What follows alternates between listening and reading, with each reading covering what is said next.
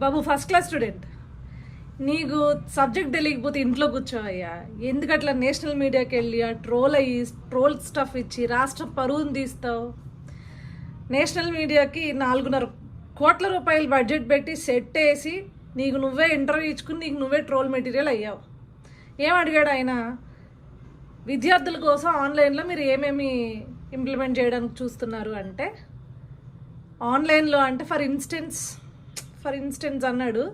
అనగానే ఆ జర్నలిస్ట్ అక్కడ బెత్తరపోయి చూశాడు. ఏంది ఇది ఫర్ ఇన్స్టెన్స్ అంటున్నాడు, నేను అడిగిన క్వశ్చన్ ఏంటి అని అనుకున్నాడు. సరే ఇంకేమన్నా చెప్తాడేమో అని చెప్పేసి చాలా ఆతృతగా జర్నలిస్ట్ చూస్తుంటే ఆన్లైన్లో బీకామ్ పెడతాడంట. ఏం చేసుకుంటారయ్యా బీకామ్ పెడితే? అసలు బీకామ్ అంటే ఏంటో తెలుసా నీకు?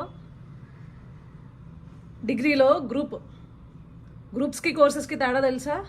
తెలీదు. ప్రొఫెషనల్ కోర్సెస్ అని ఉంటాయి, డిగ్రీ గ్రాడ్యుయేషన్లో గ్రూప్స్ ఉంటాయి.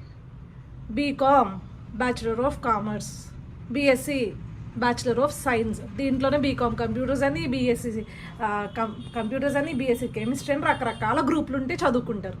బీకామ్ పెడితే పోయి ఏం నేర్చుకుంటారు యువత కోర్సెస్లో? నీకు కనీసం లోకేష్ అనుకున్న జ్ఞానంలో ఒక 10% అన్న ఉండుంటే రాష్ట్రానికి కర్మ పట్టేది కాదు. ఇంత దారుణంగా నవ్వుల పాలు అయ్యేవాళ్ళం కాదు. నువ్వు అక్కడ నవ్వుల పాలు అవుతుంటే జగన్మోహన్ రెడ్డి నవ్వుల పాలు అవుతారు అని అనరు. ఎందుకంటే నువ్వేదో పెద్ద దేశానికి తెలిసిన సెలబ్రిటీ కాదు కదా. ఆంధ్ర రాష్ట్రం ముఖ్యమంత్రి అని చెప్పేసి నవ్వుకుంటారు ఇట్లాంటివన్నీ మాట్లాడితే. బీకామ్ పెడతావా ఆన్లైన్ కోర్సెస్లో? నువ్వు ఏం చెప్పాలనుకున్నావు, ఏం చేసావు? మళ్ళీ ఆంబోత్లా అరిచావు అసెంబ్లీలో. డిగ్రీలో ఫస్ట్ క్లాస్ స్టూడెంట్, ఇంటర్లో ఫస్ట్ క్లాస్ స్టూడెంట్, 10th క్లాస్లో ఫస్ట్ క్లాస్ స్టూడెంట్ అని. డిగ్రీలో ఫస్ట్ క్లాస్ స్టూడెంట్ అన్నావుగా, మరి డిగ్రీలో గ్రూప్స్ తెలీదా నీకు? బీకామ్ని తీసుకెళ్ళి ఆన్లైన్లో పెడతా అంటున్నావు. అంత మేధావి నువ్వు. నిన్ను మా కర్మకి ఈ వైఎస్ఆర్సీపీ పార్టీ వాళ్ళందరూ మా మీద రుద్దుతారు ఏదో పెద్ద అపరచాణిక్యుడిలాగాను.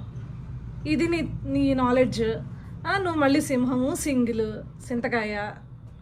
సో నువ్వు వెళ్ళక, నేషనల్ మీడియాని అడ్రస్ చేయక, నీ పరువు పోట్ల ఆంధ్ర రాష్ట్ర పరువు పోతుంది.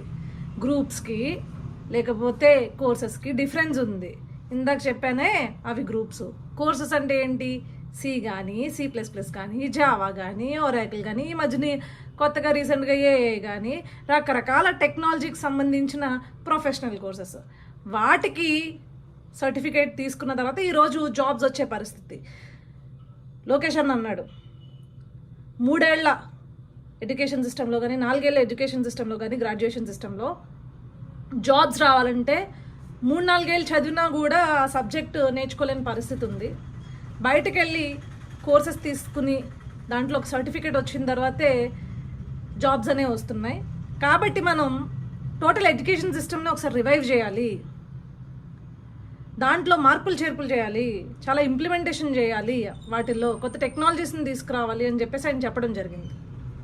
ఆ రోజు న్యూట్రల్ ఓటర్స్ కూడా హ్యాట్స్ ఆఫ్ అన్నారు లోకేష్ అన్న